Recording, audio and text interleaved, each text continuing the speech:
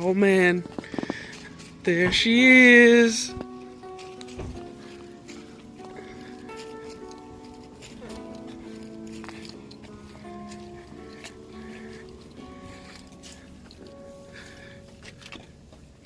It's an auto car. A little bit of rust, but I don't really care. What's going on, guys? Welcome to the channel. Today we have some good stuff going on. My dad had a friend that was one city over, and he just so happened to have a pair of CRXs. And you know, recently I got my CRX, and I was like, hey, hit him up, see if he's gonna part it out, or you know, see if he's gonna do anything with it, because I needed a hood and a bumper and this, that, and the other. So my dad hits him up, and the guy tells him that he bought a shell in order to take the motor and transmission from one and put in the other. So he was like, after that I'm not gonna do anything with it. And I was like, you know what if I did the swap for him and I keep the shell? And he was like, yeah man, that's totally fine. So here I am, I'm driving my new CRX home. I'm gonna pull the motor out of it for him, and then we're gonna continue on. Now, the reason why I really wanted another shell is because the other one doesn't have a title, and I definitely want to do street stuff with it. I want to take it to meets and stuff like that. So I want to be able to register it and insure it and stuff. So I'm gonna use the other one. I'm gonna keep it, and when it comes time to do something full race car, I am going to use that shell for that. But right now, for the challenge, the one that I am in right now is what will be getting the F21B. And I've also been talking to a few people, and I'm definitely thinking about doing an H-to-B setup for, you know, ease of axles and transmission mounts, stuff like that. Plus, that torquey motor paired with a well-geared B-series transmission it'll be absolutely nuts. So yeah, I am on my way to a gas station right now, and I'll give you guys an outside view of the car. It is a 89 DX with a clean title. It's got a little bit of rust, nothing crazy, nothing that I'm really worried about. I'll probably clean it up and put some paint on it, and you know, do some rust proofing to keep it from further rusting. It has a cracked windshield, so I'm gonna have to get that fixed. But otherwise, it runs great, it drives great, and I really wish I didn't have to pull the motor out of it, because it's such a decent car.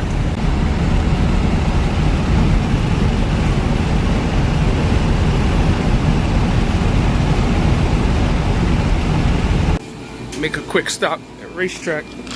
Oh, whoops. Park size is the best.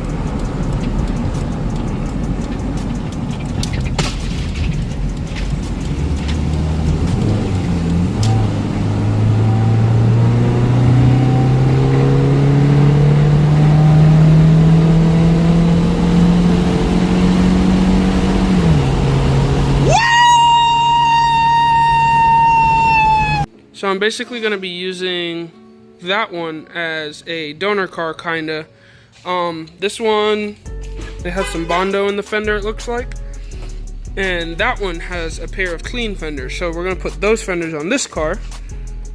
The door panels from that car are black, so they're going to go in here. Going to dye the carpet black. Wow, I don't know why the camera looks so bad. But the dashboard's gonna get painted black. Everything in there is blue. I guess the lighting in here is making it look that bad. But this one has some terminal rust. It's not really that bad, honestly. But I'm not gonna complain for what I got it for. It runs and drives great. I wish I didn't have to pull the motor out of it. We cruised 75 miles an hour the whole way home with no issues. So we're gonna get started on that hopefully soon. But she's very clean and she's home. Well, not very clean, but clean enough, and she's home. So my buddy had this PRB RSX Type S intake manifold laying around, and I was reading up on the internet, and they say if you re-drill a couple of holes, it'll bolt onto an F-series. So I went to work. I work at O'Reilly's, and I got a intake manifold gasket and matched it up, and all I had to do was drill that hole, that hole, that hole, this hole, and clearance this for a stud, which I think I might be able to get a bolt on, a nut on that, but we'll see. But yeah, I got it all drilled out last night when I was bored in between working on cars, and she slides right on. If I can, there it is. Boom. So I will be running a K-Series intake on my F21B. It might not be that intake because it sits too low, and when you put when it's a full H swap, it hits the T bracket.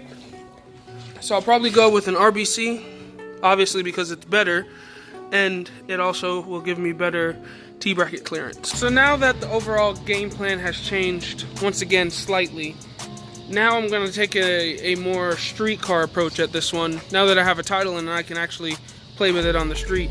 So I'm going to keep full interior. It's already a CRX, it's light enough, and it'll make plenty of power, whether it be on motor or nitrous, to get out of its own way.